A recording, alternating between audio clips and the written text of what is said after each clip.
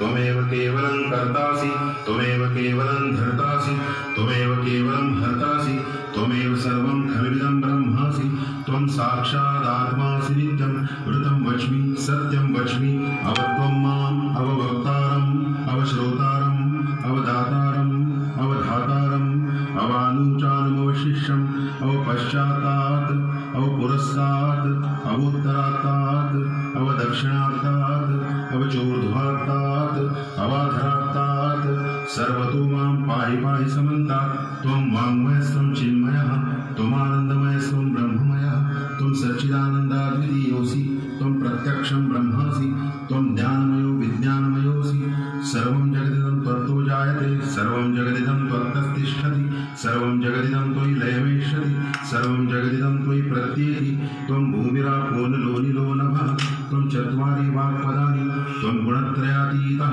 त्वमवस्थात्रयातीतः त्वं देहत्रयातीतः त्वं कालत्रयातीतः त्वं मूलाधारस्थितोऽसि नित्यं त्वं शक्तित्रयात्मकः त्वां योगिनो ध्यायन्ति नित्यं त्वं ब्रह्मा त्वं विष्णुस्त्वं रुद्रस्त्वं इन्द्रस्त्वं अग्निस्त्वं वायुस्त्वं सूर्यस्त्वं चन्द्रमास्त्वं ब्रह्मभूर्भुवस्वरो गणादिं पुरोमुच्चार्य वर्णादिं तदनन्तरम् अनुस्वारः परतरः अर्धेन्दुलसितं तारेण रुद्धम् एतत्तव मनुस्वरूपं गकारः पूर्वरूपम् अकारो मध्यमरूपम् अनुस्वारश्च अन्त्यरूपं बिन्दुरुत्तररूपं नादसन्धानं संहिता सन्धि सैषा गणेश विद्या गणक ऋषिः निचृत गायत्री छन्दः गणपतिर्देवता ॐ गणपतये नमः एकदन्ताय विद्महे वक्रतुण्डाय धीमहि तन्नो दन्ती प्रचोदयात् एकदन्तं चतुर्हस्तं पाशमं कुशधारिणं करदं च वरदं हस्तैर्बिभ्राणं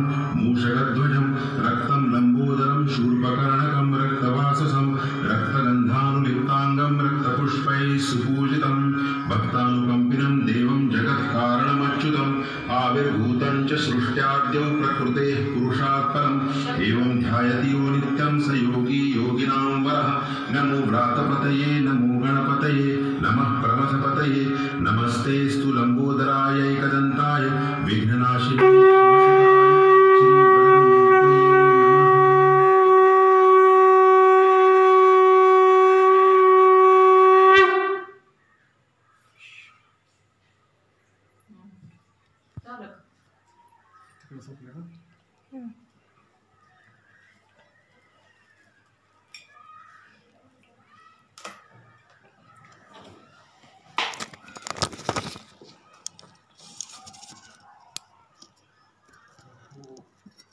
गजानन महाराज की जय। ओम नमः शिवाय।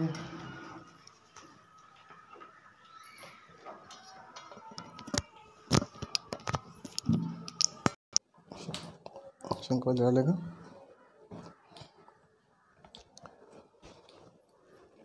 ओम ब्रह्मानंदं परमसुखदं केवलं ज्ञानमूर्ति द्वन्द्वातीतं गगनसदृशं तत्त्वमस्यादिलक्ष्यम्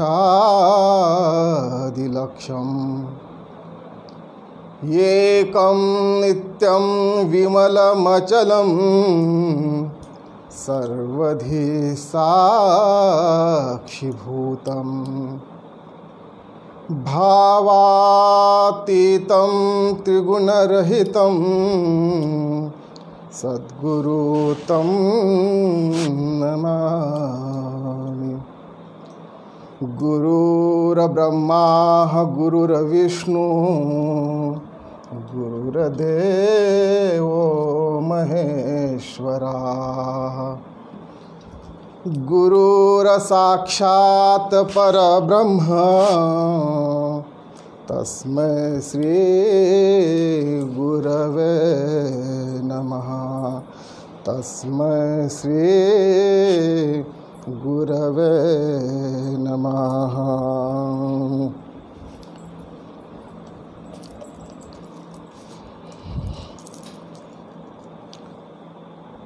विश्वेशलिंगसंभूतं विश्वविद्याविबोधकं विश्ववंदे सदा वंद्य विश्वाराध्यां जगद्गुरुः त्रिलोक्यसंपदालेख्यसमुल्लेखनभित्ते सच्चिदानंदरूपाय शिवाय ब्रह्मणे नमः। यामाहु सर्वलोकानां प्रकृतिं शास्त्रपारगाः तां धर्मचारिणी शंभुः प्रणमामि परां शिवां। पंचाननतनुद्भुतान् पंचाक्षरमनुपमान् पंचसूत्रकृतो वंदे पंचाचार्यान् जगद्गुरुः। गुरुर्ब्रह्मा गुरुर्विष्णु गुरुर्देवो महेश्वरः गुरुर्साक्षात् परब्रह्म तस्मै श्री गुरुवे नमः।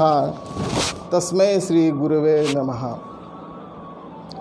अखंड ब्रह्मांडाचा नायक आशुतोष शिवप्रभू तथा जगन्माता पार्वती यांच्या दिव्य चरणी अनंत कोटी प्रणिपात करून शिवाच्या मुखातून उत्पन्न झालेल्या पंचाचार्यादी प्रमथगणांना अनंत कोटी साष्टांग प्रणिपात करून बसवादी शरण तथा मनमतादी संत यांच्या दिव्यचरणी अनंत कोटी प्रणिपात करून मन्मथ स्वामींचाच प्रत्यावतार असणारे 20व्या शतकातील तरुणांनाही लाजवतील अशा प्रकारचे 104 वर्षाचे असणारे तरुण प्रातःकाल स्मरणीय त्रिकाल वंदनीय वसुंधरा रत्न राष्ट्रसंत डॉक्टर शिवलिंग शिवाचार्य महास्वामीजींच्या पावनचरणी अनंत अनंत कोटी प्रणिपात करून तथा या प्रसंगी लाईव्ह प्रवचन सेवा श्रवण करण्यासाठी उपस्थित असलेले माझे सर्व कीर्तनकार प्रवचनकार माहेश्वर बंधूंच्या प्रति आदरभाव व्यक्त करून महाराष्ट्र वीर शैव कीर्तनकार प्रवचनकार मंडळाचे सर्व ज्येष्ठ मंडळी यांच्या प्रति आदरभाव व्यक्त करून या शिवमहिमा लाईव्ह फेसबुक पेजच्या माध्यमातून ज्यांनी ही सेवा उपलब्ध करून दिली त्या पेजचे संयोजक माहेश्वर मूर्ती आदरणीय महेशजी स्वामी तथा त्यांच्या सर्व सहकाऱ्यांच्या चरणी सादर प्रणाम व्यक्त करून या ठिकाणी ही प्रवचन सेवेला प्रारंभ करतो आहे। गजानन महाराज की जय। गणपती बाप्पा मोरया। तर गेल्या 2 दिवसापासून आपण या ठिकाणी गणेश महिमा या विषयाअंतर्गत वेगवेगळ्या विषयांवरती आपण प्रवचन ऐकत आहात। वेगवेगळ्या कथांचं आयोजन या ठिकाणी करण्यात आलेलं आहे आणि आजचा या शिवमहिमा किंवा गणेश महिमा या कार्यक्रमाचा हा 3रा दिवस आणि या 3ऱ्या दिवसाचं पुष्प समर्पित करत असताना सर्वप्रथम मी गणपतीरायांच्या चरणी नतमस्तक होऊन या प्रवचन सेवेला प्रारंभ करतो आहे। श्री गणेशाय नमः। कालच्या कथेमध्ये सृष्टी निर्माण करण्याच्या या पावन पवित्र कार्यामध्ये गणेशजींची ब्रह्माजींवर झालेली जी काही कृपा आहे त्यामुळेच ब्रह्माजींचं सृष्टी कार्य सुरुवात झालं। त्या कार्यासाठी गणेशजींचं जे असणार आहे वरदान किंवा शुभ आशीर्वाद किती महत्त्वाचे ठरले हे काल आपण पाहिलं। कारण त्यांच्या कृपेशिवाय त्यांच्या वरदहस्ताच्या शिवाय कुठलंही कार्य निर्विघ्नपणे आम्हाला पूर्ण करता येत नाही हे आपण कालच्या कथेमध्ये पाहिलं। तशाच प्रकारची एक पुढची कथा आपण पाहणार आहोत आणि या कथेमध्ये अष्टविनायकापैकी जो असणारा सिद्धविनायक हा 3रा अष्टविनायक आहे। त्या सिद्धविनायकाची महिमा आणि विश्वाचा पालन करता असणारा जो विष्णू आहे त्या विष्णूंच्या हातून प्रजापिता ब्रह्माजींना सृष्टी कार्यामध्ये विघ्न आणणारे जे महान दोन दैत्य आहेत, मधु आणि कैटभ, या मधु कैटभाचा विष्णूच्या हस्ते कसा वध झाला आणि या कार्यामध्ये या सिद्धिविनायकाची कृपा विष्णूवरती कशी झाली, ही कथा आपण या ठिकाणी थोडक्यामध्ये पाहणार आहोत.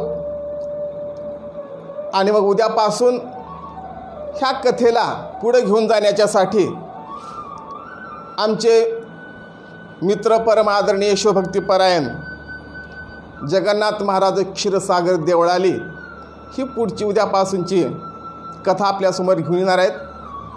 त्यानंतरचे जे 3 दिवस असणारे आहेत त्याच्यासाठी आमचे माहेश्वरमूर्ती शिवभक्तीपरायण नागेश स्वामी कुरुंदावाडी ही आपली सेवा करणार आहेत. तेव्हा आजच्या सेवेला सुरुवात करत असताना की आता आपण काल पाहिले की ब्रह्माजी सृष्टीचं कार्य करायला त्यांनी सुरुवात केलेली आहे. आता सृष्टी निर्माण करणं हे तसं फार सोपं काम नाही, अवघड काम आहे, खूप कालावधी लागणार आहे. मग त्यांनी त्यांच्या पद्धतीने हे सृष्टी कार्य करायला सुरुवात केली. मग हे कार्य करत असताना गणेशांची आराधना झालेली होती, गणेशांची कृपा प्राप्त झालेली होती आणि त्या अनुषंगाने त्या कार्याला सुरुवात ही झाली. ते कार्य करत असताना अनेक वर्षांचा कालावधी त्याला लागू लागलेला होता आणि ते कार्य करत असतानाच पुन्हा विष्णूजींचं काय कार्य आहे तर सृष्टी निर्माण झाल्याच्या नंतर या सृष्टीचं पालन करणे, या सृष्टीमध्ये असणाऱ्या सर्व जीवांचं रक्षण करणं, पालन करणं हे त्यांचं कार्य. आणि ब्रह्मदेव सृष्टीची निर्मिती करायला लागले आणि ते करत असताना मात्र आता लक्ष्मीपती जे विष्णू आहेत आता यांचं तर सध्या काही कार्य नव्हतं, त्यामुळं ते विश्रांती म्हणजे निद्रित अवस्थेमध्ये होते. आता सध्याची परिस्थिती आपण पाहतो आहोत की गेल्या 6 महिन्यापासून या सूक्ष्म अशा अदृश्य विषाणूमुळे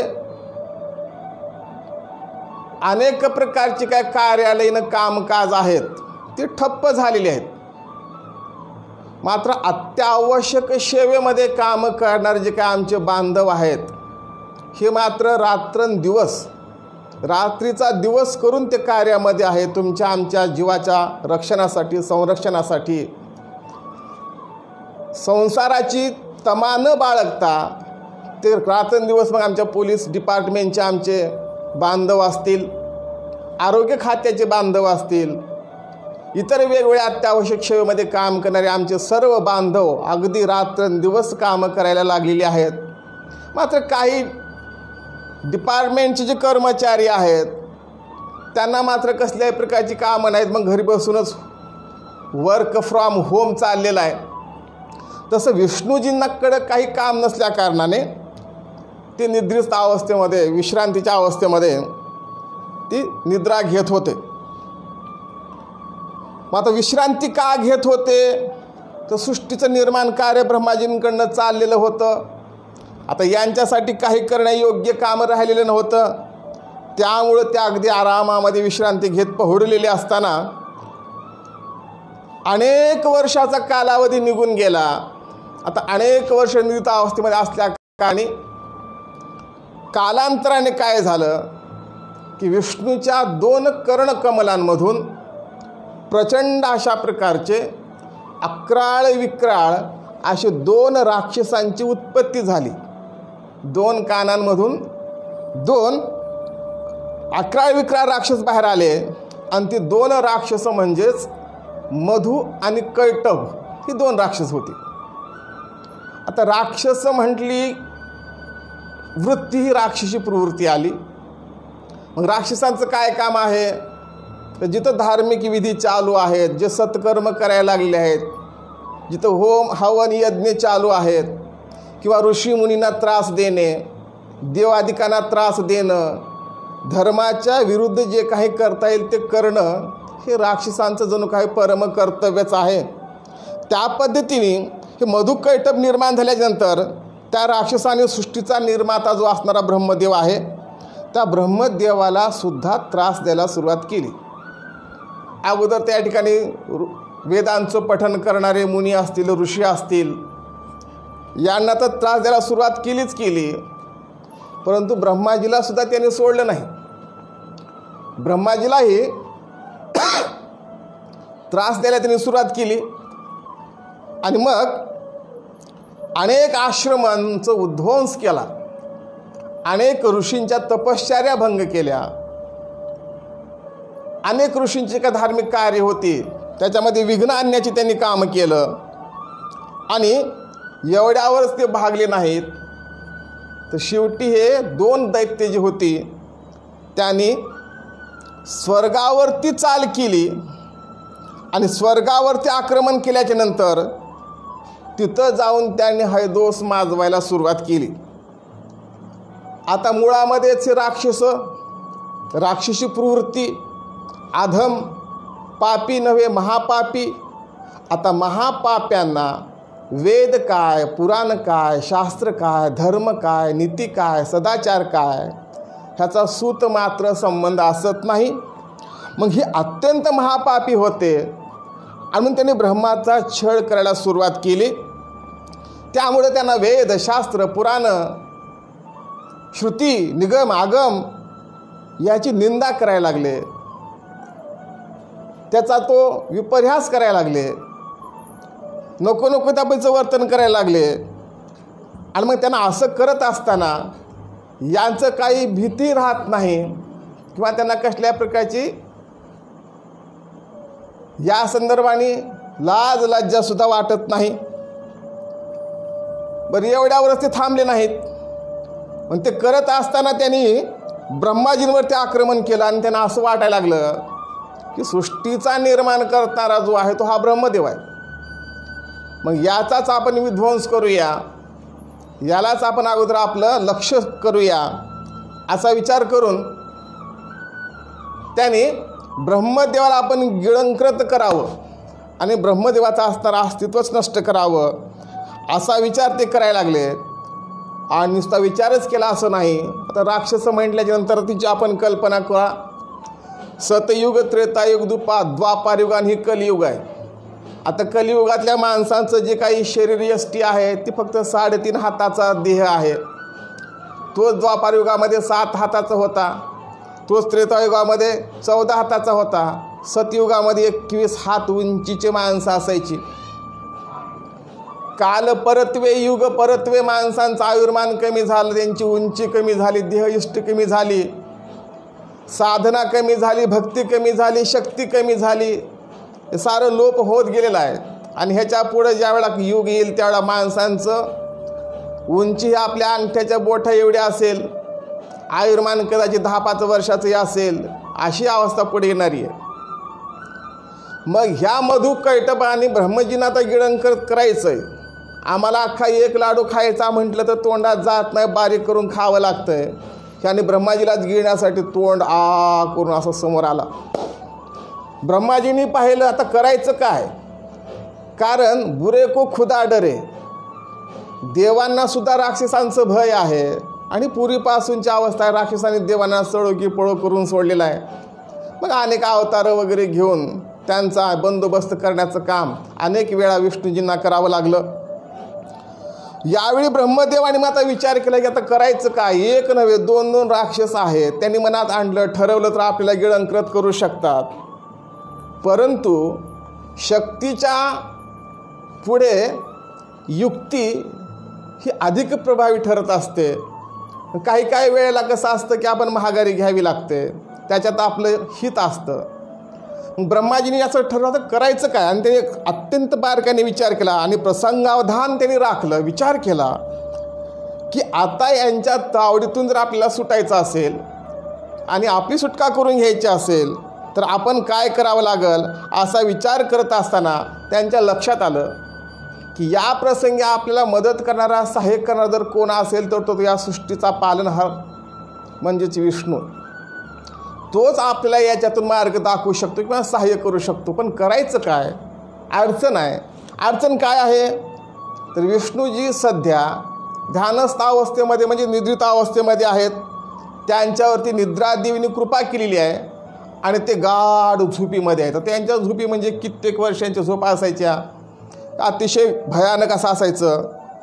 मग यावेळीला ब्रह्माजींच्या लक्षामध्ये आलं की आता आपण विष्णूजींची जी निद्रा आहे ती भंग केली पाहिजेत, तरच आपल्याला यांच्या राक्षसांच्या तावडीतून सुटता येईल. कारण निद्रादेवी, आता निद्रा माणसाला असणं अत्यंत आवश्यक आहे. कारण योग्य प्रमाणात निद्रा झाल्याच्या शिवाय ह्या शरीरातली जी काही झालेली झीज आहे ती भरून निघत नाही आणि पुढच्या कामाला आपल्याला उत्तेजना मिळत नाही. झोप खूप महत्त्वाची आहे, पण मर्यादेपेक्षा जास्त झोप झाली तर तिचे अनिष्ट परिणाम होतात. निद्रानाश ज्याला आम्ही म्हणतो. मग निद्रानाशातून हायपर टेन्शन आणि त्याच्यातून मग अनेक विकार जडतात. म्हणून निद्रा महत्त्वाची आहे. आता जसं की रामायणामध्ये एक प्रसंग आहे की रावणाने, बिभीषणाने आणि कुंभकर्णाने शंकराची तपश्चर्या केली. अनेक वर्षे एका पायावर उभे राहून खडतर तपश्चर्या केली, ब्रह्माजीची तपश्चर्या केली. आणि ब्रह्माजी प्रसन्न झाले आणि म्हटले, बाबा तुम्हाला काय वर मागायचे मागून घ्या. आता अर्थातच हे आसुरी प्रवृत्तीचे होते. मग रावणाने काय मागितलं की मला दीर्घायुष्य मिळावं, माझा कुणाच्याही हातून वध होऊ नये, मला देवाने मारू नये, मला जे वाटेल ते मला करता यावं, देवांवर राज्य करता यावं, अशा अनेक खडतर वर मागितले. बिभीषणांना विचारलं, बिभीषण सांगितलं की मला फक्त संत समागम लाभावा, संतांची संगत मला प्राप्त व्हावी, मला बाकीच्या कुठल्याही ऐश्वर्याची आवश्यकता नाही. असं मागितल्याच्या नंतर कुंभकर्णालाही विचारलं, बाबा रे म्हणले तुझी काय मनोकामना आहे ते विचार. मग त्यावेळेला ब्रह्माजींच्या लक्षात आलं की आता जर कुंभकर्णाने काही मागून ठेवलं तर ह्या सृष्टीमध्ये शिल्लक काहीच राहणार नाही. कारण कुंभकर्णाचा आहार अत्यंत भयानक अशा प्रकारचा होता. एकाच वेळेला कितीतरी पर्वताच्या ढिगाऱ्या एवढ्याने भातांचे ढिगारे त्याला लागत होते. कित्येक हंडांच्या हंडा त्याला भाजी भात लागायचा. ब्रह्माजींनी विचार केला की हे जर आता काय विचित्र मागितलं तर खूप अवघड आहे. मग त्याच वेळेला त्यांच्या डोक्यामध्ये कल्पना आली. त्यांनी सरस्वतीची आराधना केली आणि सरस्वतीची आराधना करून कुंभकर्णाच्या जिभेवरती वास करायला लावलं. आणि कुंभकर्णाला माग म्हटल्याबरोबर त्याची मती भ्रष्ट झाली आणि त्यांनी वरदान मागितलं काय की मला 6 महिने निद्रा मिळाली पाहिजे आणि 6 महिने मी जागृत राहिलं पाहिजे. आणि एवढं वचन घेतलं, सरस्वती निघून गेली आणि पुन्हा कुंभकर्ण विचारात पडला की अरे आपण हे मागितलं काय, असा हा निधीचा काय. तो 6 महिने झोपून होता म्हणून तर काही बरं ठरलं, नाही तर खूप अनर्थ ठरला असता. तसं या ठिकाणी आता ब्रह्मदेवांना निद्रादेवीची आठवण झाली. त्यांनी सांगितलं, निद्रादेवता आता या प्रसंगातून तुम्हीच आम्हाला बाहेर काढू शकता.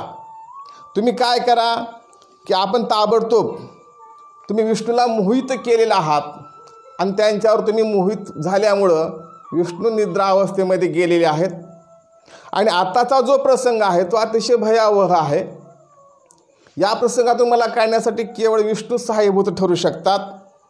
तेव्हा ब्रह्मदेव निद्रादेवीची विनंती करायला लागले, तिची प्रार्थना करायला लागले आणि म्हणाले, हे देवी तुझी जी लीला आहे ती अतिशय आघात आहे आणि तुझ्या या लीलेने विष्णुदेवांच्या सारख्यांवरती सुद्धा एक मोहिनी घातलेली आहे. आणि आता तुम्ही काय करा तर विष्णूला जागे करा आणि विष्णूला जागे करून आमच्यावरती महान अशी उपकार करा, अशी जबाबदारी मी तुमच्यावरती सोपवतो आहे. असं ब्रह्माजी निद्रादेवीला विनंती करू लागले. आणि तुम्ही जर या ठिकाणी विष्णूंना जागृत नाही केलात, झोपेतून नाही उठलात, तर मात्र महाभयंकर अशा प्रकारचा अनर्थ होणार आहे. त्यामुळे लवकरात लवकर आपण माझी विनंती, आज्ञा शिरसावंद्य मानावी आणि आपण विष्णुलोकी जा आणि विष्णुलोकी जाऊन ताबडतोब होईल तेवढ्या लवकर विष्णूजींना जागं करा. अशा प्रकारची विनंती ही ब्रह्माजी असणारे जे आहेत ते निद्रादेवीला करायला लागले. आणि देवादिदेव विष्णू जागी होईपर्यंत या राक्षसाने मात्र इकडं अत्यंत धुमाकूळ माजवायला सुरुवात केली. मग निद्रादेवीने ब्रह्माजींची आज्ञा शिरसावंद्य मानली आणि विष्णूकडे जाऊन त्यांना जागर करण्याचा प्रयत्न केला. ब्रह्मदेवाने विष्णूला जाग केलं. निद्रादेवीची विनंती झाली, मान्य केली. आणि मग त्या 2 राक्षसांनी विष्णूसोबत युद्ध करण्याचं त्यांना आव्हान केलं. विष्णू जागृत झाले. विष्णूला ती सारी वार्ता कळवली गेली. आणि मग विष्णू युद्धाला तयार झाल्याच्या नंतर ते मधु आणि कैटभ हे जे काही महाभयंकराचे जे दैत्य होते तीही विष्णूला म्हणायला लागले की या, आम्ही तुमच्याशी युद्ध करण्यासाठी सज्ज आहोत, आम्ही तुम्हालाही घाबरणारे नाहीत, असं आव्हान केल्याच्या नंतर आता ते विष्णूच ते. आणि मग विष्णूने सुद्धा काय केलं की म्हणजे ठीक आहे, तुमचं आव्हानच असेल तर ते मी स्वीकार करतो, असं विष्णूजींनी त्यांचं आव्हान स्वीकार केलं. आणि मग ते विष्णूजींमध्ये आणि मधु कैटभ या 2 राक्षसांमध्ये घनघोर अशा प्रकारचं युद्धप्रसंग सुरू झाला. युद्धाला सुरुवात झाली. मग अनेक प्रकारचे शस्त्र, अनेक प्रकारचे अस्त्र, अनेक प्रकारच्या विद्या, मुष्टियुद्ध, मल्लयुद्ध यासारखे युद्धांचे प्रसंग होत राहिले.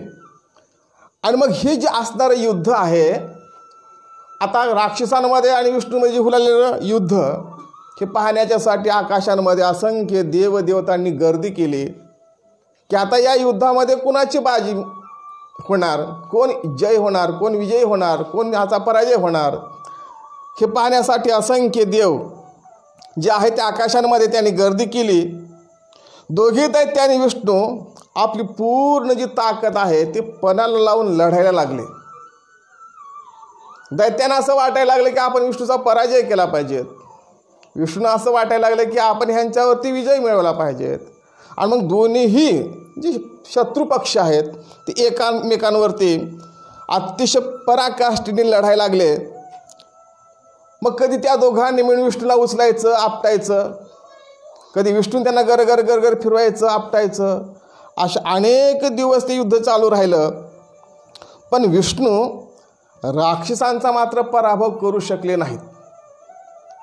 कारण राक्षसांचा असणारी जी काही शक्ती आहे, राक्षसी प्रवृत्ती, राक्षसी शक्ती ज्याला आपण म्हणतो, ती अघोरी अशा प्रकारची होती. त्यामुळं विष्णूजींना यांच्याशी युद्ध करत असताना अनेक मर्यादा पडायला लागल्या, हतबल व्हायला लागले. काय करायचं, कशा पद्धतीने यांचा सामना करायचा, असा विचार विष्णूजी करत असताना मग आता इथं शक्तीच्या सामर्थ्याने, शक्तीच्या जोरांवरती आपण यांच्याशी मुकाबला करू शकत नाही, पण यांच्याशी लढलं पाहिजे, यांच्याशी तर विजय मिळवला पाहिजे, कारण आपण देव आहोत. मग काय करावं विचार करायला लागले, उदास झाले. त्यावेळी त्यांना एक युक्ती सुचली. कारण जे विद्वान असतात, जे बुद्धिमान असतात, त्यांना युक्ती सुचते. पण ज्यांच्याकडे नुसती ताकद असते, त्यांच्या डोक्यातला जो मेंदू आहे तो गुडघ्यात आलेला असतो, ते फक्त ताकदीने लढत असतात. मग विष्णूने आता याचा विचार केला आणि त्यांच्या डोक्यामध्ये युक्ती सुचली. आणि त्यांनी मग काय केलं की आता आपण ह्याच्यातून काहीतरी मार्ग काढला पाहिजेत. ही आली जी वेळ आहे, जी परिस्थिती आहे, ही हाणून नेली पाहिजेत. मग करायचं काय, तर विष्णू वेगवेगळ्या प्रकारची रूपं धारण करण्यामध्ये अतिशय पारंगत होते. अनेक वेळा त्याने वेगवेगळ्या प्रकारची रूपं घेतलेली आहेत. मग ते शंकरासाठी असतील, सृष्टीच्या विकासासाठी असतील, दुष्टांचा संहार करण्यासाठी असेल, किंवा भक्तांचं रक्षण करण्यासाठी असेल, असे वेगवेगळी रूपं त्याने घेतली होती. तसं यावेळी त्यांनी काय केलं, त्यांना युक्ती सुचली आणि त्यांनी गायनामध्ये निपुण असणाऱ्या एका गंधर्वाचं रूप घेतलं. आता गंधर्वाचं काय कार्य आहे, सुंदर अशा प्रकारचं गायन करणे, भजन करणे आणि देवादिकांना प्रसन्न करून घेणं. त्यामुळं विष्णूंनी सुंदर अशा प्रकारच्या एका गांधर्वाचं रूप धारण केल्याच्या नंतर हातामध्ये विणा घेतला आणि विणा घेऊन वेगवेगळ्या प्रकारचे राग आळवायला लागले. दरबारी कानडा असेल, मालकंस असेल, जोधपुरी असेल, भूपाली असेल, भैरवी असेल, यासारख्या अनेक राग रागिणींचं गायन करायला लागले.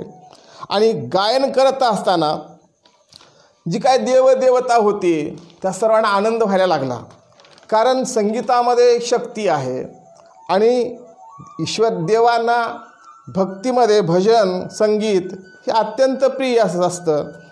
आणि म्हणून त्यांनी या गायनाच्या माध्यमातून ती वेळ हाणून नेण्याचा प्रयत्न करायला लागले. आणि अशा प्रकारे एक स्वर्गीय आनंद देणारं गाणं ऐकून सर्व देव असतील, गंधर्व असतील, या सर्वांना आनंद झाला. मग ह्या सर्वांना आनंद देत देत देत देत देत देत आता आमचं सर्वातलं सुप्रीम कोर्ट जर काय असेल तर ते कैलासपती शिवशंकर आहेत. मग विष्णूजींनी काय केलं की कैलासावरती जाऊन सर्वप्रथम शंकरांचं दर्शन घेतलं. कारण काय आहे तर शंकरांच्या कृपेच्या शिवाय हे ज्या जीवनामधली जी काय अडचणी आहेत, जे काय प्रसंग आहेत, ते अडचणी प्रसंग दूर होत नाहीत. आणि म्हणून शंकरांचं दिव्य दर्शन घेतलं. त्यावेळी कैलासावरती आमचा असणारा भोळा शंकर जो आहे तो प्रमथगणाची ये मिळी चंद्रमोळी देखियला भस्म शोभे सर्वांगी वामभागी भवानी, अशा प्रकारचं त्या ठिकाणी असणारं जे काही सौंदर्य आहे. हे इकडं पार्वती माता बसलेली आहेत, गजानन बसलेले आहेत, गण आहेत, अंगाला भस्म लावलेला आहे, जटाजूट आहेत, गळ्यामध्ये रुंड माळा रुद्राक्षांच्या माळा आहेत, हातामध्ये त्रिशूल आहे, डमरू आहे. अतिशय प्रसन्न अशा प्रकारचं वातावरण. तर कैलास म्हटल्याच्या नंतर काय, त्या कैलासावरती शिव पार्वतींचा वास असतो. मग अशा रम्य आणि प्रसन्न स्थळी गेल्याच्या नंतर कैलासावरती जाऊन त्यांनी शंकराचं दर्शन घेतलं. शंकर आमचे व्याघ्रचर्म धारी सिंहासनावरती बसलेले आहे, सर्वांगाला भस्म लावलेला आहे. आणि मग विष्णूंनी त्या ठिकाणी जाऊन शिवशंकरांच्या चरणावरती साष्टांग दंडवत घातला. साष्टांग दंडवत घातल्याच्या नंतर त्याने नाना पद्धतीने या आमच्या जे शिवाचं आहे ती भक्ती करायला लागले, वंदना करायला लागले, नामस्मरण करायला लागले. आणि महादेवाला प्रसन्न करून घेण्यासाठी ज्या पद्धतीने काही करता येईल ते सर्व प्रयत्न शिवजीसाठी विष्णूजी करायला लागले. विष्णूंनी महादेवाला नमन केलं आणि म्हणायला लागले, हे देवादिदेवा शंभू महादेवा, आज तुमचे दिव्य दर्शन मला झाले, त्यामुळं परमानंद झालेला आहे. आता माझ्या आनंदाला पारावार राहिलेला नाही. कारण ज्यांचं दर्शन हे दुर्लभ आहे त्यांचं दर्शन झाल्याच्या नंतर जो होणारा आनंद आहे त्या आनंदाला सीमा असत नाही. हे माझं काहीतरी परमभाग्य आहे की आपलं मला दर्शन झालं असं म्हणून षडाक्षरी मंत्राने विष्णूजी महादेवांचं स्तवन करायला लागले. ओम नमः शिवाय, ओम नमः शिवाय, ओम नमः शिवाय. या मंत्राचा जप अखंड करत असताना या ठिकाणी महादेव प्रभू असणारे आमचे प्रसन्न झाले आणि विष्णूजी म्हणायला लागले, देवादिदेवा महादेवा, तुमच्या चरण कमलावरती कोटी कोटी प्रणाम आहेत. कारण आम्हीही पाहतो की कुठलाही या ठिकाणी वाद असेल, तंटा असेल, विवाद असेल, खटला असेल तर पहिल्यांदा दिवाणी कोर्टामध्ये जातो. दिवाणी कोर्टात आमच्या मनासारखा जर निकाल नाही लागला तर मग हायकोर्ट आहे आणि हायकोर्टात या आमच्या मनासारखा निकाल नाही लागला तर सर्वोच्च न्यायालय, ज्याला सुप्रीम कोर्ट असं म्हणतो आम्ही. आणि ते सुप्रीम कोर्ट तिथून जो मिळालेला न्याय आहे तो न्याय मात्र सर्वांना शिरसावंद्य मानावाच लागतो. मग आता विष्णूजी देव आहेत, ब्रह्माजीही देव आहेत आणि महादेवही देवच आहेत. मग सर्व देवच आहेत तर मग महादेवांचं विशेषत्व काय आहे, महादेव हा कशा प्रकारचा देव आहे याचंही वर्णन अनेक संतांनी अनेक ग्रंथांमधून आम्हाला पाहायला मिळतं. कारण बाकीचे देव आहेत पण कैलासपती हा महादेव आहे. आणि महादेवाची कृपा झाली की मात्र त्याला कोणीही आडू शकत नाही, त्याला कोणी रोखू शकत नाही. किंवा त्याचा कोणीच पराजय करू शकत नाही. आणि मग आता इथं तर विष्णूजी जे आहेत ते कैलासावरती जाऊन आमच्या शिवप्रभूंची आराधना करायला लागलेत. शिवप्रभू प्रसन्न झाले. मग आता शिवजी ही काय आहेत? सब देवों के देव. जसं संतांमध्ये संत शिरोमणी म्हणतो आम्ही, तसं देवांचा देव म्हणजे महादेव. मग जो कोणी त्यांच्या शरणांगतात जातो, शरण जातो, त्याच्यावरती आमची शिवजी ही कृपा करत असतात. आणि म्हणून महादेवांचं एक विशेषत्व आहे, श्रेष्ठत्व आहे. ते अनेक संतांनी अनेक ग्रंथांमधून अनेक अभंगातून प्रतिपादित केलेलं आहे. तर महादेवाचं काय महत्त्व आहे? महादेव कसा आहे? तर सर्व देवांचा देव आहे. आणि म्हणून एक प्रमाण असं आहे, महद्भूत एक रुद्र भगवान, महद्भूत एक रुद्र भगवान, महद्भूत एक रुद्र भगवान, महद्भूत एक रुद्र भगवान. येर सर्व जाण अंश त्याचे, येर सर्व जाण अंश त्याचे, महद्भूत एक रुद्र भगवान, महद्भूत एक रुद्र भगवान, महद्भूत एक रुद्र भगवान, महद्भूत एक रुद्र भगवान. आमचा शिव कसा आहे? महद्भूत एक रुद्र भगवान आणि येर सर्व जाण अंश त्याचे. आता बाकीचे जे देव आहेत, मग ब्रह्मा असतील, विष्णू असतील, त्याचे अंश रूपान आहेत. आणि मग ऐसा सर्वोत्तम असे माझा शिव, एक वेळा नाव घेता तारी. मग शिवाचं काय वैशिष्ट्य आहे की तो सर्वश्रेष्ठ आहे, सर्वोत्तम आहे. त्याच्याएवढा सर्वोत्तम देव दुसरा कोणता नाही. आणि अंतःकरणातून भावयुक्त अंतःकरणाने, प्रेमयुक्त अंतःकरणाने एकदा त्याचं नाव घेतलं तर तो आम्हाला काय करणार आहे? कुठल्याही संकटातून तारणार आहे. असा तो आमचा महादेव आहे. आणि हेच सूत्र विष्णूंनी हेरलं आणि कैलासामध्ये जाऊन शिवजींची आराधना करायला लागले. आणि मग या ठिकाणी शिवजींची आराधना करत असताना, त्यांच्यावरती प्रणाम करत असताना विष्णूंचे गाणे ऐकल्यामुळं, कारण आमची शिवजी भजनप्रिय आहेत, संगीतप्रिय आहे, संगीताचे निर्माते आहेत. आणि मग विष्णूंचे गाणे ऐकून महादेव, माता पार्वती आणि शिवपार्वतींचा असणारा सुपुत्र गणेशजी या ठिकाणी उपस्थित होते. त्यांनाही मनसी खूप आनंद झाला. म्हणण्यापेक्षा आनंदाला पारावार राहिला नाही. कारण पॉवर ऑफ म्युझिक, संगीतामध्ये सामर्थ्य, त्यातल्या त्यात भजन अधिक प्रिय असतं शिवाला. म्हणून नंदीला आनंद झाला, गणेशजींना आनंद झाला, माता पार्वतीला आनंद झाला, शंकरांना आनंद झाला. आणि मग सर्वजण आनंदित झाले. त्यावेळी मग आता विष्णूंनी ओळखलं की आता सर्वजण प्रसन्न मुद्रेमध्ये आहेत आणि आपण आता त्यांना साकडं घातलं पाहिजे. बघा, कारण कुठलंही काम एखाद्याकडून करून घ्यायचं असेल ज्येष्ठाकडून, तर अगोदर त्यांची मनस्थिती आपल्याला प्रसन्न करावी लागते. मग तिची मनस्थिती प्रसन्न झाली की आपल्याला लक्षात येते की आता हे आपल्याला काहीतरी मदत म्हणा, सहकार्य म्हणा करू शकतात.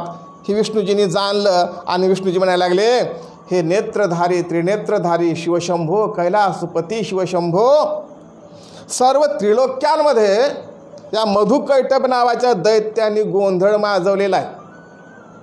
संबंधसृष्टीमध्ये हाहाकार माजवलेला आहे. ऋषीमुनींना, साधूंना, देवतांना त्यांनी सळोकी पळो करून सोडलेलं आहे. आणि आता आमचं सर्वांचं जे जीवन आहे ते जीवन जगणं खूप अडचणीचं झालेलं आहे. आणि म्हणून या दुष्टांचा बंदोबस्त कसा करावा हा यक्ष प्रश्न आमच्यासमोर निर्माण झालेला आहे. बघा, नुसता प्रश्न नाही म्हटला, यक्ष प्रश्न निर्माण झालेला आहे. आता यक्ष प्रश्न म्हणजे काय? यक्ष प्रश्न म्हणतात कशाला? हे यक्ष प्रश्न आले कुठून? तर ह्याच्यासाठीची पुन्हा महाभारतामधली खूप मोठी आख्यायिका आहे की ज्यावेळी 5 पांडव हे वनवासामध्ये असताना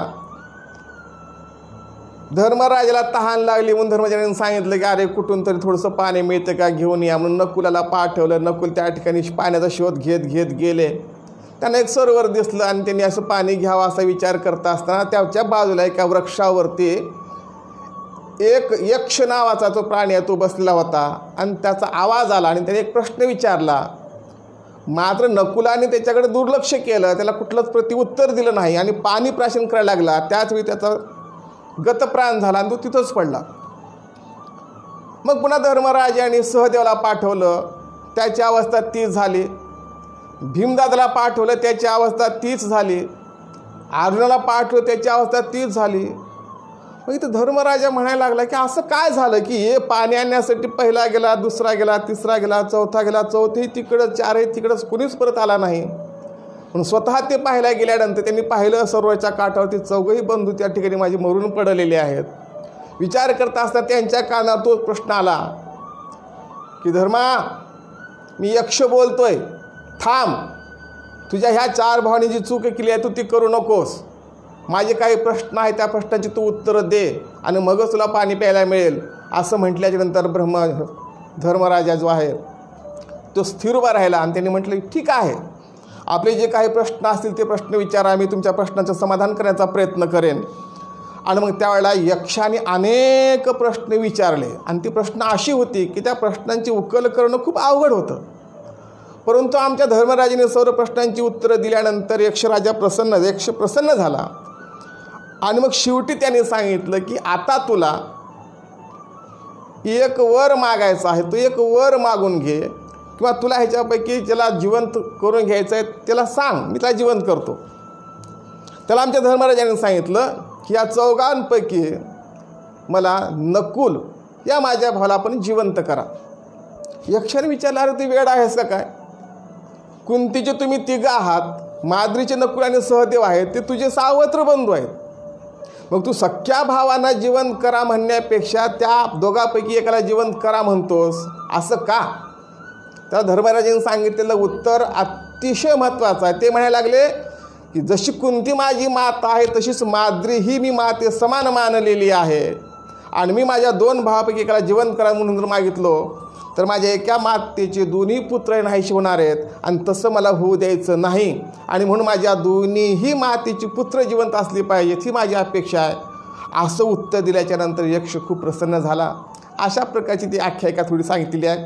कुठले प्रश्न तसं आमचे विष्णुदेव म्हणायला लागले की देवा, या मधुकैटबाने आम्हाला सोडो की पळो सोडले, त्याचा बंदोबस्त कसा करायचा असा यक्ष प्रश्न आमच्यासमोर निर्माण झालेला आहे. आणि या यक्ष प्रश्नाचं उत्तर फक्त तुम्ही देऊ शकता किंवा समाधान तुम्ही देऊ शकता. तुम्ही सांगा आता आम्ही काय करावं. त्यावेळी भोलेनाथ म्हणायला लागले अरे मी सांगण्यापेक्षा तुम्हाला काही गोष्टी कळणं महत्त्वाच्या आहेत. अनेक वर्षापासून तुम्ही माझ्या सहवासात राहता पण आणखी तुम्हाला कळलं नाही, काय हरकत नाही. ऐक हे विष्णू, तुम्ही युद्ध करण्यापूर्वी माझ्या सुपुत्राचं म्हणजे गणेशाचं स्मरण केलेलं दिसत नाही आणि त्या योगाने तुम्हाला त्या युद्धामध्ये त्या राक्षसांच्या विरुद्ध यश प्राप्त होत नाही. त्याचं कारण आहे, हे त्याचं मूळ कारण आहे. आणि तुम्ही गणेशाचं स्मरण केलं नाही. कालही मी सांगून गेलो की स्मरण म्हणजेच जीवन आहे, विस्मरण म्हणजे स्मरण आहे. आणि तुम्ही अशा अधिदेवतेचं स्मरण केलं नाही, त्यामुळे तुम्हाला हे अपयश आलेलं आहे. मग आता काय करा? आता ज्या वेळेला तुम्ही त्याच्याशी राक्षसांशी दुसरं युद्ध करणार आहात, त्या दुसरं युद्ध करण्याच्या पूर्वी अगोदर गणेशाचं पूजन करा आणि मगच युद्धाला सुरुवात करा. तरच तुम्हाला गणेशाच्या कृपेने या युद्धामध्ये जय प्राप्त होईल. असं म्हणून हात वरी केला आणि तथास्तु म्हणून श्री शंकराने या विष्णूजींना आशीर्वाद दिला. आणि मग भोलेनाथांनी जो दिलेला आशीर्वाद आहे, सांगितला जो मार्ग आहे, तो विष्णूजींना लक्षात आला आणि भोलेनाथांनी सांगितल्याप्रमाणे मग विष्णूजी आता काय तपश्चर्या करण्यासाठी निघून गेले. आता तपश्चर्या करायचे तर तपश्चर्या करण्यासाठी अशा ठिकाणी गेलं पाहिजे ज्या ठिकाणी मनाला स्थिरता मिळेल. अनेक जे आमची पुराणं गायली गेली, सांगितली गेली, त्याच्यासाठी विशिष्ट असं क्षेत्र निवडलं गेलं आणि त्याच ठिकाणामध्ये कथा सांगितल्या गेल्या.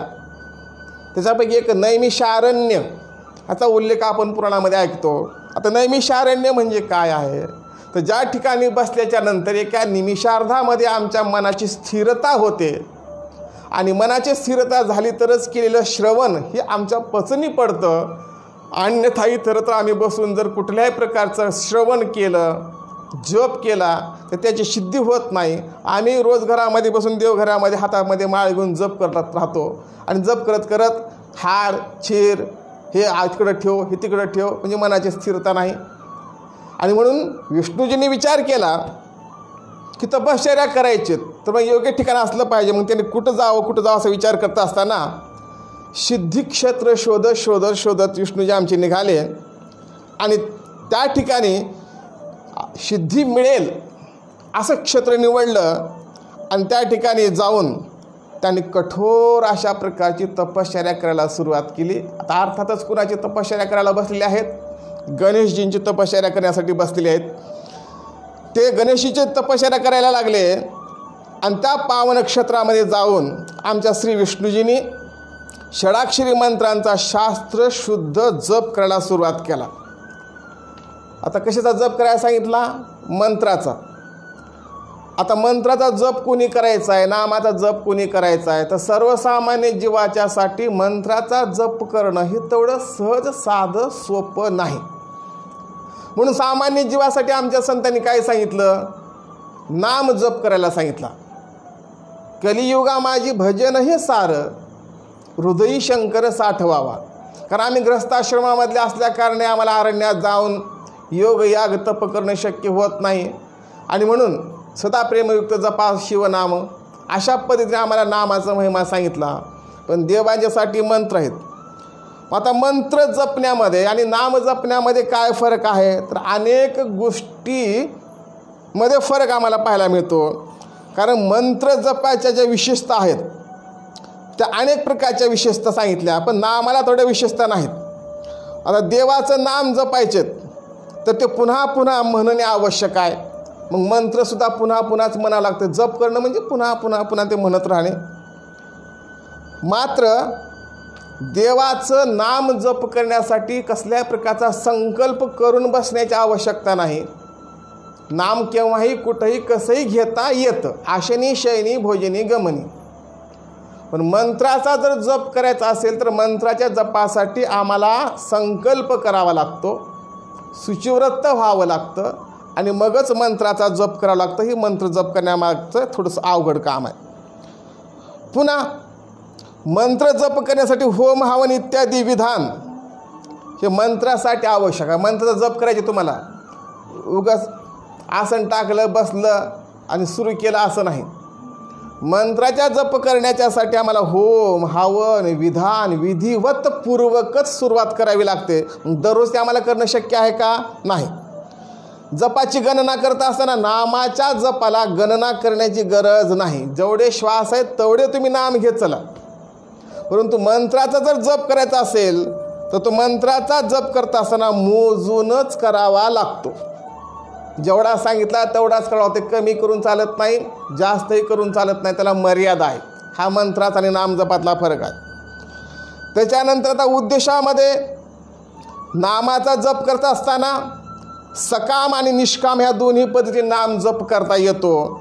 परंतु मंत्र हे सकाम असतात, स्वरक्षणासाठी, शत्रूंचा नाश करण्यासाठी, सिद्धी मिळवण्याच्यासाठी किंवा सिद्धी प्राप्त करण्यासाठी निष्काम पद्धतीने मंत्राचा जप केला जातो.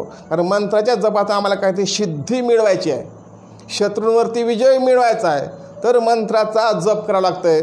नामाला मात्र सकाम किंवा निष्काम पद्धतीने नामाचं स्मरण करता येतं. दुसरी गोष्ट अशी आहे, मंत्राचा जर जप करायचा असेल तर तो आम्हाला गुरुमुखातूनच घ्यावा लागतो. दीक्षेच्या रूपाने जेव्हा गुरु आम्हाला मंत्र देतात त्याच मंत्राचा जप करण्याचा अधिकार आम्हाला आहे.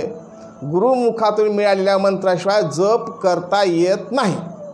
पण नामाचं तसं नाही. नाम तुम्ही केव्हाही कुठे कसंही घेऊ शकता, त्याला गुरुमुखातून घेण्याची आवश्यकता नाही. मंत्राला मात्र या ठिकाणी आपला गुरुच्या मुखातूनच घ्यावा लागतो. कारण उच्चारण हे गुरु शिकवतात आम्हाला. मंत्राचं उच्चारण हे स्पष्ट आणि बिनचूक झालं पाहिजेत. मंत्र उच्चारणामध्ये चुका झाल्या तर पुण्य कमी आणि पाप अधिक होऊन जातं. त्यानंतर विधी निषेध पाळण विचार करता असताना नामाचं उच्चारण करण्यासाठी कुठल्या प्रकारच्या विधीची निषेध पाळण्याची गरज नाही. परंतु मंत्र मात्र कुठंही केव्हाही बसून घेता येत नाही. मंत्राच्या उच्चारासाठी विधीसाठी स्नान करावं लागतं, मांसाहार वर्ज्य करावा लागतो, शुचिर्भूत व्हावं लागतं आणि योग्य आसनावर बसूनच मंत्राचा उच्चार करावा लागतो. मंत्र कुठंही उच्चार करता येत नाहीत. त्यानंतर योग्य उच्चाराचं महत्त्व. आता नामाचा उच्चार करत असताना जर शब्द मागं पुढं झाले, हड हड म्हणता हर हर, हा नामाचा महिमा आहे. हर हर म्हणायचे, पण हड हड जरी तोंडातून आलं तरीही त्याचं फळ मिळतं. वाल्मिकीने राम राम म्हणायला येत नव्हतं, मरा मरा म्हणत गेला तरी रामाची कृपा झाली. हे नामाचं महत्त्व आहे. परंतु मंत्राचा उच्चार करत असताना मंत्राचा उच्चार हा शुद्ध उच्चार करावा लागतो, तरच लाभ होतो. मंत्राचा उच्चार करणं खूप अवघड आहे, खूप कठीण आहे, ते सर्वसामान्यांना जमणारं नाही. त्यानंतर वेळेची मर्यादा विचार केला तर नाम आम्हाला केव्हाही घेता येतात, त्याला वेळेचं बंधन नाही. शिवदास माऊली आमच्या शिवपाठामध्ये सांगितलं, आशनी शयनी भोजनी गमनी प्रेमे शूलपानी स्मरावाहू. त्याला फक्त प्रेमाची आवश्यकता आहे, वेळेचं काळाचं बंधन नाही. परंतु मंत्र मात्र योग्य वेळीच उच्चार करावे लागतात. उदाहरणामध्ये आता गायत्री मंत्राचा उच्चार तुम्हाला करायचं आहे तर सूर्योदय किंवा सूर्यास्ताच्या वेळीच करावा लागतो, ह्याला वेळेचं बंधन आहे. त्यानंतर ठिकाण, नाम तुम्हाला कुठंही बसून घेता येतं, कसंही बसून घेता येतं, परंतु मंत्राचा उच्चार करताना पवित्र ठिकाणीच बसून मंत्र उच्चार करावे लागतात. आणि नुकसानीचा जर विचार केला तर नाम घेत असताना चुकलं तरी काही नाही, पवित्र नसला तरी काही नाही. नामाचा उच्चार करताना कसल्याच प्रकारचा नुकसान होत नाही. परंतु मंत्राचा उच्चार करत असताना चुकीच्या उच्चारानं मात्र नुकसान होण्याची निश्चित दाट शक्यता आहे. म्हणून मंत्र चुकीचे उच्चारता येत नाहीत, नको तिथं उच्चारता येत नाहीत आणि गुरुच्या मुखातून घेतल्याशिवाय उच्चार करता येत नाही. एवढे बंधनं मंत्राला पाळावे लागतात. आणि मग या ठिकाणी आता विष्णूला काय करायचे, गणपतींना प्रसन्न करून घ्यायचं आहे, सिद्धी मिळवून घ्यायची आहे, शत्रूवरती विजय मिळवायचा आहे, योग्य ठिकाण निवडलं पाहिजे असा विचार त्या ठिकाणी विष्णूजीने केला आणि सिद्ध क्षेत्र निवडलं आणि त्या ठिकाणी जाऊन आसन घालून बसले आणि मंत्राचा शास्त्र शुद्ध अशा पद्धतीने जप करायला लागले. ओम गण गणपते नमः, ओम गम गणपते नमः. उच्चारण सुरू झालं. अनेक दिवस गेले, अनेक महिने गेले, अनेक वर्ष गेले. ध्यानस्थ अवस्थेमध्ये असणारे आमचे विष्णूजी श्री गणेशांच्या मंत्राचा उच्चारण करायला लागले. आणि मग हे करत असताना त्यानंतर मग लंबोदर गणेश त्यांना प्रसन्न झाले आणि मग म्हणायला लागले, हे लक्ष्मीपती विष्णूजी, तुमच्या तपश्चर्येमुळे मी संतुष्ट झालेलो आहे. कारण जो कोणी देवाची भक्ती करतो, मंत्राचा जप करतो, त्यावेळेला देवाला प्रसन्न व्हावं लागतं. गणेशजी म्हणायला लागले, आम्ही तुमच्यावरती प्रसन्न झालेले आहोत, संतुष्ट झालेले आहोत. कारण तुम्ही 1, 2, 3 दिवस महिने नाही, किती 100 वर्ष तपश्चर्या केलेली आहे. तुमच्या त्या 100 वर्षाच्या तपश्चर्येमुळं मी या ठिकाणी तुम्हाला प्रसन्न झालेलो आहे. आणि म्हणून तुम्हाला काय वर पाहिजे असेल तर तुम्ही वर मागून घ्यावा. तुम्ही धन्य झालेले आहात आणि म्हणून तुम्ही वर मागून घ्या. अशा प्रकारचं गणेशजीने आमच्या विष्णूजींना सांगितलं. त्यावेळी विष्णूजी म्हणायला लागले की मला काही नाही, हे जे 2 दैत्य आहेत, 2 दैत्याचा या ठिकाणी मला युद्ध करून त्यांच्यावरती विजय मिळवायचा आहे. तुम्ही तशी मला शक्ती आणि युक्ती द्या. आता वेळ थोडंसं, शक्ती आणि युक्ती द्या अशा प्रकारची विनंती आमच्या विष्णूजींनी गणेशांना केली. आणि मग आणखी कोणी जर राक्षस सृष्टी निर्माण करण्याच्या कार्यामध्ये ब्रह्माजींना अडथळा करत असतील, सर्वसामान्य ऋषीमुनींना त्रास देत असतील, किंवा ज्या ज्यावेळी राक्षस प्रवृत्तीचे लोक जन्माला येतील त्यांचा बंदोबस्त करण्यासाठीचं सामर्थ्य मला द्या, माझ्या स्वतःसाठी मला काही पाहिजे नाही. अशा प्रकारे आमच्या विष्णूजींनी गणपतीला मागितलं. त्यावेळी गणेशाने त्यांची मनोकामना पूर्ण होईल अशा प्रकारे वर दिला. आणि मग जिथं विष्णूजींना हा वर मिळाला, ज्या ठिकाणी विष्णूजींनी गणेशाची तपश्चर्या केली, जिथं गणपतीचं त्यांना साक्षात दर्शन झालं, त्याच ठिकाणी विष्णूजींनी एक भलं मोठं असं सुंदर मंदिराचं बांधकाम पूर्ण केलं. आणि त्या मंदिरातल्या भिंतीवरती विष्णूजींनी त्या काळामध्ये काय केलं, गणपती अथर्व शीर्ष आणि गणपती स्तोत्र हे कोरून घेतलं त्या मंदिराच्या भिंतीवरती. आणि मग त्या ठिकाणी गंडकी शिळेची सुंदर अशा प्रकारची एक मूर्ती स्थापन केली. आणि त्या ठिकाणी नारायणाला म्हणजेच विष्णूजींना आमच्या सिद्धी प्राप्त झाली. आणि सिद्धी प्राप्त झाल्यामुळं त्या मूर्तीला सिद्धिविनायक हे नाव प्राप्त झालं. कारण विष्णूजींनी तपश्चर्या केली, गणेशजी प्रसन्न झाले, सिद्धी प्राप्त झाली. आणि म्हणून विष्णूजींनी त्या गणपतीचं नाव सिद्धिविनायक असं ठेवलं. आणि हाच सिद्धिविनायक म्हणजे आमच्या अष्टविनायकातला तिसरा गणपती आहे. आणि मग सिद्धिविनायकाचं दर्शन घेऊन विष्णूजी मधु आणि कैटभ या दैत्यांच्याबरोबर युद्ध करण्यासाठी निघाले. आणि त्यानंतर पुन्हा ह्या दुसऱ्या युद्धाला प्रारंभ झाला. आणि त्या वेळी विष्णूजी आणि 2 दैत्य यांच्यामध्ये युद्ध सुरू झालं. बराच काळ हे युद्ध सुरू होतं. आणि मग श्री विष्णू दैत्यांना म्हणायला लागले की बाबांनो, तुम्ही दोघेही शूरवीर आहात. कारण राक्षस जरी असले तरी शूरवीर होते. कारण राक्षसांना नष्ट करणं म्हणजे सदाचाराची प्रगती करणं आहे, सदाचार स्थापन करणं आहे.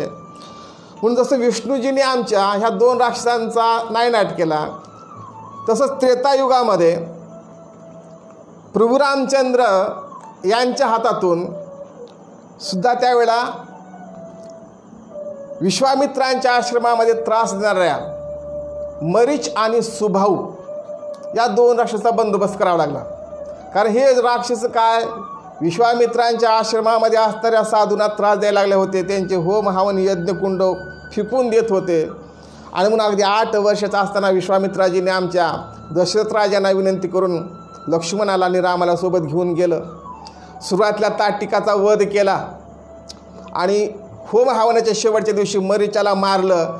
मरीचाला ज्या बाणाने आमच्या प्रभू रामचंद्रांनी उडवलं, त्या बाणाचा नुसता पिसाऱ्याचा वारा लागला तर मरीचा आमचा दक्षिणेकडे असणाऱ्या समुद्राच्या किनाऱ्यावर जाऊन पडला.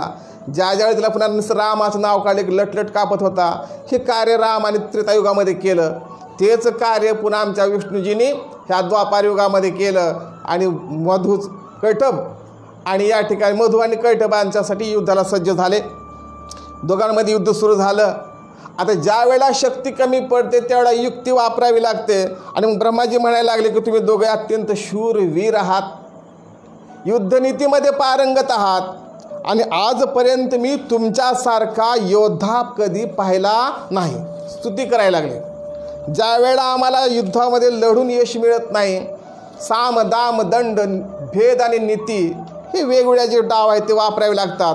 विष्णू म्हणायला लागले, वा तुमचे जे युद्ध प्रसंग आहेत ते तुम्ही खूप तरबेज आहात आणि मी तुमच्यावरती आता काय प्रसन्न झालेलो आहे. तुमचे मी परीक्षा पाहिली आत्तापर्यंत. खरंच तुम्ही सामर्थ्यवान आहात, सर्व प्रकारचे डावपेच तुम्हाला पारंगत आहेत आणि तुमच्यासारखा योद्धा मी यापूर्वी कधी पाहिला नाही. त्यामुळं मी तुमच्यावरती आता प्रसन्न झालो आहे. त्यामुळे तुम्ही मागाल तो वर मी देण्यास तयार आहे. आता ही वर द्यायला सज्ज झालेत. खऱ्या अर्थाने विजय त्यांचाच फू लागलेला आहे, पण ती युक्ती यांनी वापरली. आणि ही युक्ती वापरण्याचं कशामुळे सुचली? गणेशजीनं सांगितल्यामुळे सुचली. आता मागचा एक प्रसंग असा आहे शिवपुराणामध्ये, ज्यावेळेला शेंडीतून आमच्या नंदीचा जन्म झाला आणि जन्म झाल्याबरोबर पोटात आग पडली. त्यांनी सांगितलं बाबाला की आता मला दूध प्राशन करायचे, पोटामध्ये आग पडलेली आहे, मी काय करू? त्यावेळेला त्या दुधाचा सागर दाखवला गेला आणि ते दूध प्यायला गेले. विष्णूंनी पाहिलं, एकाच घोटामध्ये समुद्र पिऊन टाकायला लागला. विष्णूचं नंदीचं खूप मोठं युद्ध झालं. शेवटी शंकराला त्या ठिकाणी यावं लागलं. शिवशंकरजी आणि नंदीमध्ये प्रचंड घनघोर युद्ध झालं. त्याही युद्धामध्ये आमचे नंदी श्रेष्ठ ठरले. आणि त्यावेळेला शिवशंकर म्हणायला लागले, नंदी वास माग, मी तुझ्यावरती प्रसन्न झालो आहे, तुला काय वर मागायचे माग. आमचा नंदी म्हणला, तुम्ही मला देणार आहेत काय, तुमच्याकडे राहिले काय, होतं ते पितांबर बिघडून पडले म्हणला, तुमच्या अंगावर कपडा राहिला नाही, आणि तुम्ही आता मला काय देणार आहात, तुम्हीच मला मागा, काय देऊ सांगा. त्यावेळा आमच्या शंकराने सांगितलं, म्हणजे ठीक आहे, मला हेच पाहिजे होतं. आणि मग नंदीला सांगितलं, तुला जर मागा म्हणत असशील तर मी एकच मागतो की तू माझं वाहन होऊन राहा. आणि नंदीला तेच पाहिजे होतं. आणि नंदीने जन्म अशा पद्धतीने शंकराचं वाहन होण्याचं पाळलं. तसं या ठिकाणी विष्णूलाच ते दैत्य म्हणायला लागले, तुम्हीच मागा, बोला काय पाहिजे तुम्हाला, कारण आम्ही तुमच्यापेक्षा या ठिकाणी सामर्थ्यशाली ठरलेले आहोत, आणून तुम्हाला काय पाहिजे ते मागा. आणि विष्णूजीला हेच पाहिजे होतं. आणि विष्णूजींनी काय सांगितलं की हे बाबा, तुमच्यासाठी आता सुवर्णसंधी आहे, आणि ही सुवर्णसंधी तुम्हाला पुन्हा पुन्हा मिळणारी नाही, म्हणून तुमच्या आयुष्याचं हित होईल असं काहीतरी तुम्ही मागा. त्यावेळेला ते दैत्य हसायला लागले. अरे म्हणले, तुमची पळताभुई थोडी झालेली आहे, तुम्हाला काय करावं सूचना असं झालं आहे, आणि तुम्ही आम्हाला काय देणार आहात, आणि म्हणून तुम्हीच काय मागायचं असेल तर मागा, आम्ही दोघेही तुम्हाला वर द्यायला तयार आहोत, हे मधुकैटभ नावाचे दैत्य विष्णूजींना म्हणायला लागले. आणि म्हणून विष्णूंनी मग क्षणभर विचार केला की अरे म्हटले, आता हे आलेत लाईनवरती, आता हे द्यायला तयार झालेत, आणि हीच वेळ आहे की आता आपण त्यांच्याकडून काय मागितलं पाहिजे. आणि म्हणून विष्णूजी म्हणायला लागले, ठीक आहे, तुम्ही सामर्थ्यशाली आहात, वर द्यायला तयार झालेले आहात, मी जरी देव असलो तरी तुमचा मान राखण्यासाठी म्हणून, बघा ह्याला म्हणतात युक्ती, तुमचा मान राखण्यासाठी मी काय करतो, एक वर मागतो, तो मला आपण द्यावा. खरं तर मला तुमच्या वराची गरज नाही, मी अत्यंत समर्थ आहे, शक्तिशाली आहे, पण तुमचा मान म्हणून तो वर मला तुम्ही द्या. आणि तो वर माझा असा आहे, काय वर आहे की तुम्ही दोघांनीही माझ्या हस्ते यमलोकी जावं, ही माझी इच्छा आहे, हाच माझा वर आहे, मला बाकी तुमच्याकडून काही नको. आता शिल्लक काय राहिलं, काय मागितलं बरं विष्णूजींनी, की तुमच्या दोघांनी माझ्या हातून तुम्ही यमलोकामध्ये जावं, म्हणजे तुम्ही मला शरण यावं, मी तुमचा गुत्ता काढावं, आणि माझ्या हातून तुम्ही यमलोकाला जावं. असं मागितल्यानंतर असा वर तुम्ही मला द्या, एवढं सांगितलं.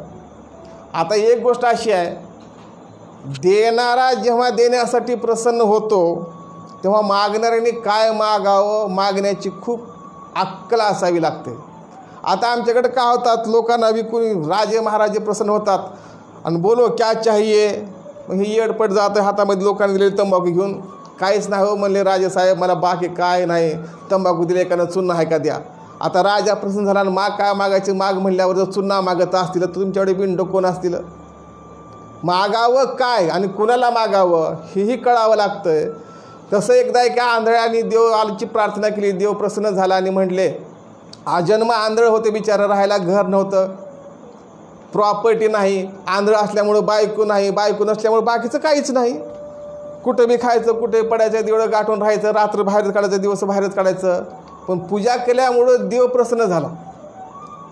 आणि मग आंधळ्याला म्हणायला लागले, देव माग, तुला काय पाहिजे, मी तुला प्रसन्न झालो आहे.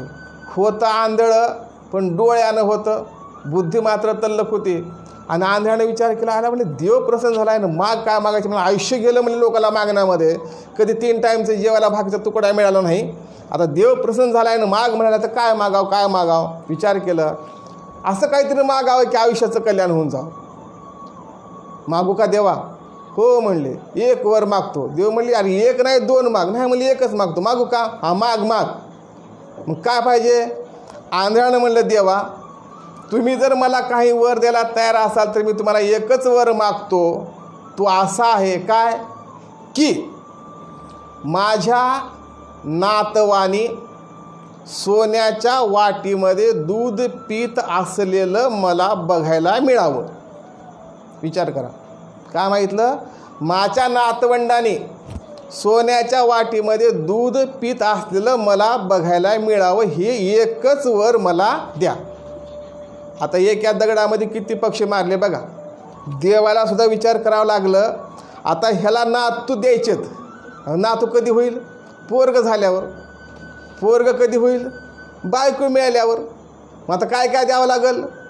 आधी बायको द्यावी लागेल, म्हणजे लग्न करावं लागेल.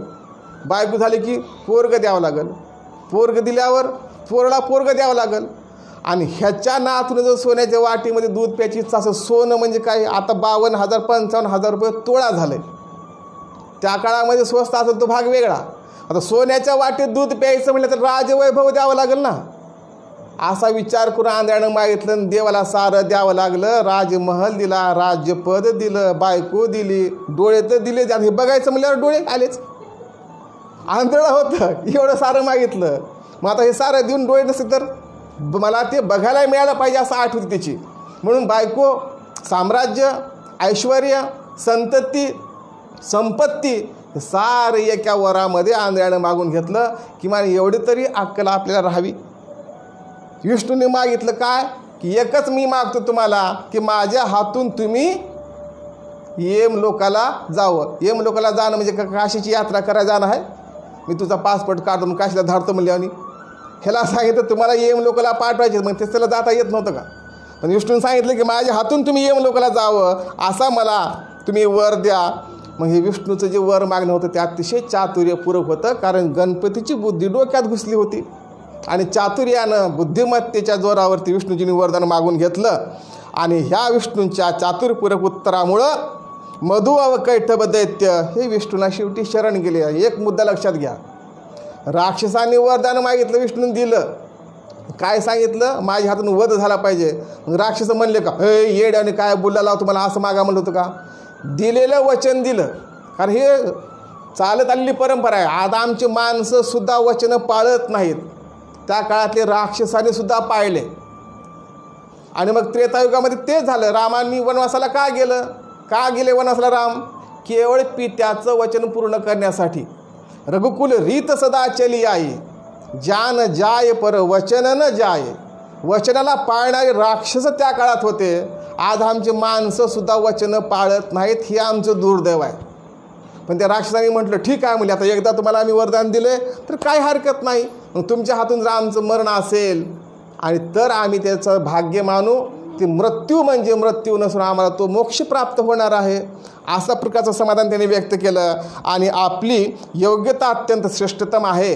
ते राक्षस म्हणायला लागले तुम्ही फार श्रेष्ठ आहात, त्यामुळे हे देवादिदेवा नारायणा तूच आता आमचा वध कर. त्यामुळं आम्हाला काय होईल? मोक्षाची प्राप्ती होईल. अशा प्रकारे त्या दोन राक्षसांनी विष्णूंजींच्या समोर शरणागती प्राप्त केली. त्यानंतर त्या दोघांनी नारायणाला साष्टांग नमस्कार केला. आणि त्या दोन्ही दैत्यांच्या इच्छेनुसार मग आपल्याजवळ असणारं जे सुदर्शन चक्र आहे त्या सुदर्शन चक्राने विष्णूजींनी त्यांचे शिरच्छेद केले. आणि विष्णू त्या दोघांचा वध केला व मधु व कैटभ दैत्यांचा नाश केल्याने विष्णूला एक नवीन नामाभिधान प्राप्त झालं. ते कुठलं की मधुसूदन हे नाव त्यांना प्राप्त झालं. कारण त्यांच्या त्या कार्यामुळे त्यांना ते प्राप्त झाल्यानंतर मधुसूदन हे नाम त्यांनी प्राप्त झालं. त्याचा उल्लेख केला जाऊ लागला. आणि विष्णू सहस्त्रनामावली जर आपण पाहिली तर त्या विष्णू सहस्त्रनामावलीमध्ये तुम्हाला या श्री विष्णूजींचं मधुसूदन या नावाचा उल्लेख तुम्हाला प्राप्त होतो. मग सांगण्याचं तात्पर्य काय आहे की विष्णूच्या हातून ह्या राक्षसांच्या वधाचं जे कार्य घडलं, पण ते कार्यसिद्धीला जाण्याच्यासाठी जर कुणाचं वर मिळालं असेल तर ते म्हणजे आमच्या गणेशजींचा वर मिळाला. त्याच्यामुळे सिद्धी प्राप्त झाली. त्याच्यामुळे विष्णूजींना यश प्राप्त झालं. तसंच तुमच्याही आयुष्यामध्ये एखादी सिद्धी प्राप्त करून घ्यायची असेल तर आपण निश्चित पद्धतीने आमच्या गणपती बाप्पांना शरण जावं, त्यांच्या मंत्राचा जप करावा आणि अशी कृपा आपण प्राप्त करून घ्यावी. तशी सद्बुद्धी तुम्हाला आमची गणेशजी देवोत. अशा प्रकारची विनंती या आमच्या गणेशजींच्या मंगलमय चरणी प्रार्थना करून या ठिकाणी वेळ झालेला आहे.